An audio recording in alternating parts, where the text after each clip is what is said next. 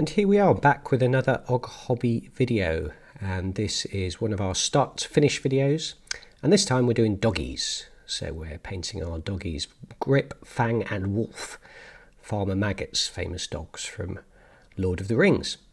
And you can see I'd kind of painted them before, but I wasn't particularly happy with my scheme, so I've decided to go over the top of it, and I'm going to create a nice golden colour on this Mastiff style dog and use a golden colour over the top. So I'm starting with a very light white, bone white here, which I particularly like this colour. So then I've introduced some bronze flesh tone into this, which gives some real sort of glow to the bone white there, a nice sort of gingery orange colour. And I'm going to cover this, what do we want to call, Doberman style dog here, with that. And I've always a good idea to use a thin coat, thin down coat, because then you don't have to end up cleaning your airbrush all the time. So I've used a couple of coats of this on here because I didn't get all the coverage I wanted to start with, especially over quite a dark paint scheme underneath. So that's better. I've got a nice coverage there. And then keeping that same colour in the airbrush, I'm going to go from sort of 45 degrees above here and just add this in and create a bit of a gradient. And the great thing about using an airbrush with animals is that a lot of animals tend to be lighter underneath than they are on the top, so you can create these nice gradients with the airbrush, and there's very little more work you need to do on the coats, because you get that nice blend through with the airbrush, as long as you keep your colours, building up slowly. So then we're straight into some bronze flesh tone without any mixture, and you can see you're getting that nice sort of dog colour. That doesn't make much sense, but you know what I mean. The nice bronzed gingery type colour that you get with this style of dog, and that's starting to look really nice there, with the darkest bit being on the back, which is counterintuitive to how we would normally paint, say, our other miniatures, where we would have the light hitting the top. And I'm just creating this here. I'm going to cover this up in a moment with a darker colour, and I'm going to create it using 3 colours here. So I'll try and add a little bit of interest. I'm going to try and create a sort of purpley black, rather than just a straight black, which and you can see that created quite a nice colour. Probably thinned it down a little bit too much, which means that it's running a little bit. But if you dry it, I use a hairdryer quite often to just dry it, or just blow a bit more air through from the airbrush. It just will stop it from spidering too much. And there you can see what I tend to do is I tend to cover up a little bit too much of the colour underneath, so when you're looking down from above like that, you can't really see it, which is how you look at it on the table. So then I'm going in again and just tidying up from the top there, and doing that actually with a couple of thin coats, and not completely covering up what you've just done, is very similar to the way I paint anyway with the brush, and it creates an even better gradient between the two. And then I am coming in with the pure black, and we're going to go directly from above here, just to really darken down and give that sort of black idea, but which then blends into a light underbelly. And this looks really nice. But again, I wish I'd left a little bit more of that yellowy colour showing through from below. Final bit is, because the black will tend to come out like a dark grey because you're spraying thin coats, just going in again and just from the very top making sure that it's really dark from the top. But there are some lighter elements that come in all around, like under the ears and under the chin and that sort of thing, which adds some interest. And that's all very quickly done, but all done with the airbrush. And now we're going in with some burned flesh, which will really finish off that sort of darker orangey colour from above, very much from above. And he comes out really nicely with this, and it really does blend well and got lots of interest immediately.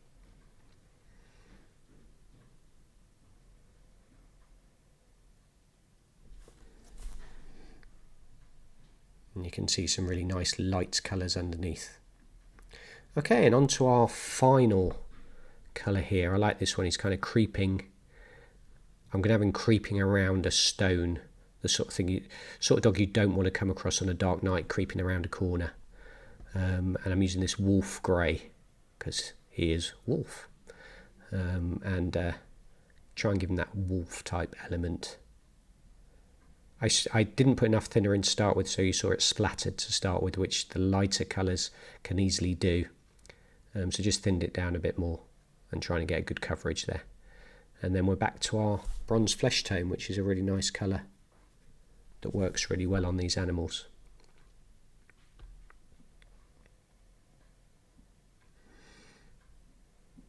And just trying to sort of introduce a little bit of interest here. I'm going to go much darker in a minute, but just rather than just the pale grey, have a little bit of yellow in there, but not too much.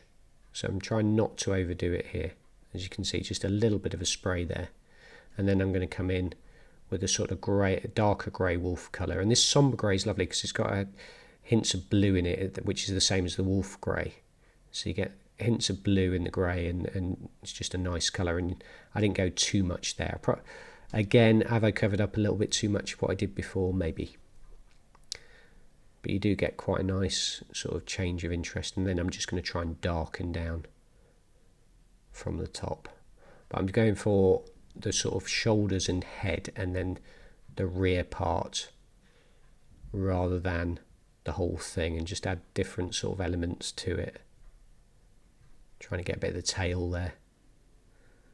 It's amazing how if you just sort of use directionality of the airbrush, you can get lots of interest there. So you can see it's lots of different type things. And then we're going to bring in our brush. Finally get to our brush and just go into some of the areas of the nose and around the eyes and that sort of thing, just to make them stand out a little bit. And the black Templar gives you a really nice sort of black over a sort of dark or a black. It will give you a really nice extra bit of blackness. Again, not making a huge amount of sense today, but hopefully you know what I mean. So I'm going to do the nose. I'm going to do some of the sort of extremities, like around under the mouth there, and just pick out some of the detail of the deepest shadows without doing too much. Just some little details to help it.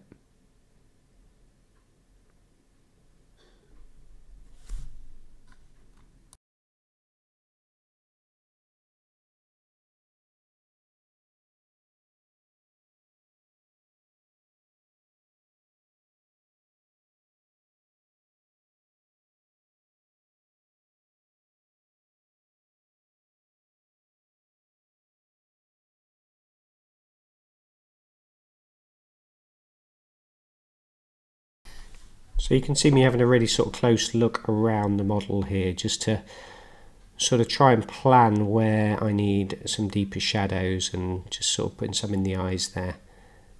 And then I'm going to move on to the next model and just follow the same process. So you can see the majority of the work has been already done with our airbrush, and it's just about getting some textures in play and trying to make things stand out on the tabletop. I'm intending to do quite a bit with basing here, so using some big rocks on the basing and plenty of grass, and getting them going round the rock or standing on it or jumping off it, that sort of thing. And now we've gone for a brown for obvious reasons, different coloured dog. And again, going into the eyes and around some of the darker elements.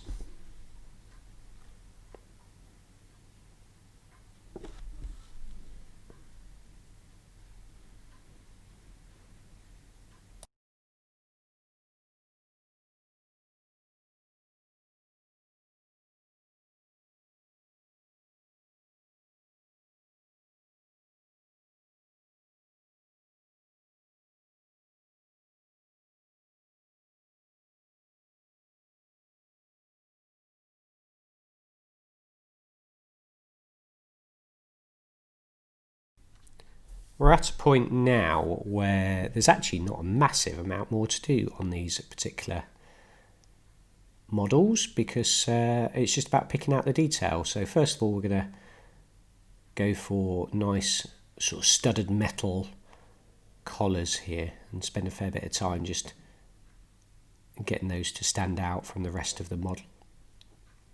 And then we'll just work around it, pick out some teeth, pick out some eyes, that sort of thing. And that'll be it. So that airbrush has saved us. If we were trying to blend that with the brush, that would have taken us an awfully long time, even with the sort of fairly simple techniques that I use. So here we go, but we're doing all of the collars.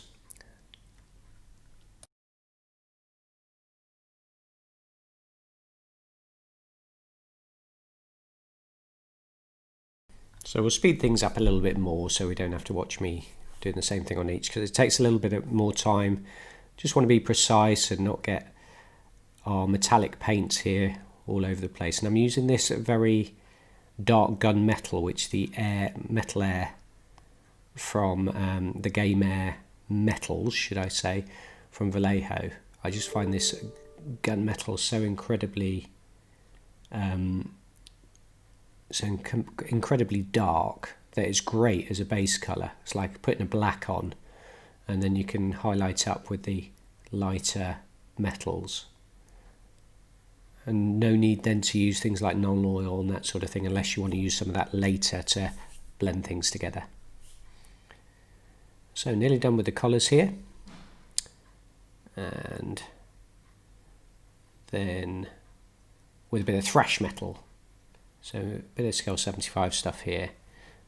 Always need to remember to water this down more because it's not as naturally watered. I'm just going to pick out the raised areas, the spikes, that sort of thing. And then we'll go for a bit of silver.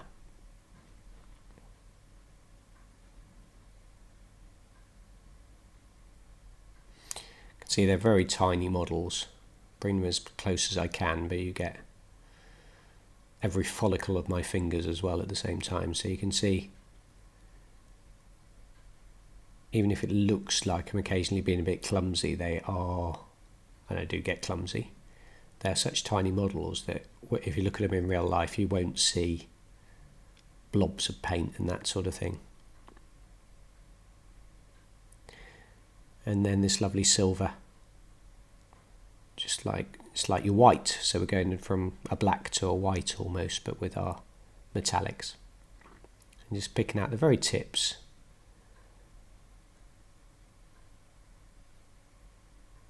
And that brush is a 0-0 and it looks huge, so that gives you some indication of how small the models are. Okay, so going for a little bit of just very watered down stippling around the muzzle area, just to give a bit of variation in colour.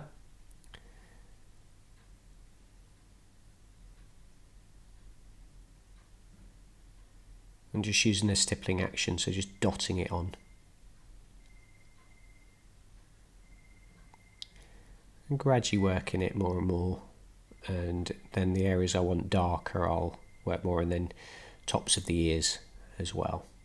It just gives that extra little bit of variation, bit of interest. And we're not too far off now.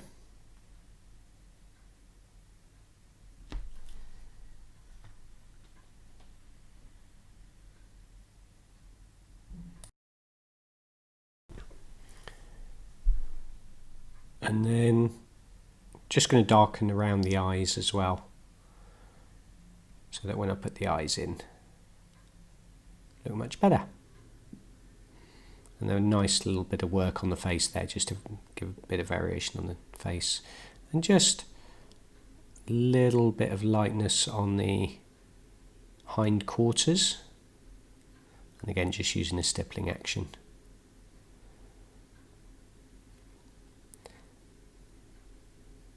Just looking around, seeing if there's little bits and bobs I can do to create some interest on each of these models. and things that you know are subtle but will still maybe make them stand out a little bit more. And then we're going for our eyes. So I'm literally just trying to put some blobs of white to make the eyes shine out a little bit because the eyes are dark. So just the shine I'm going for. I do over blob a couple of times, and as usual I go back in too many times. It's one of my weaknesses with eyes. See there, that probably was fine, and now I'm going back in again. Just cannot resist it. And there you go, these are the finished models, and you can see I've done with the basing is use the grasses, and this is creeping around the stone and standing proud on the rock. Thanks everybody, thanks for watching. There's Farmer Maggot and his dogs.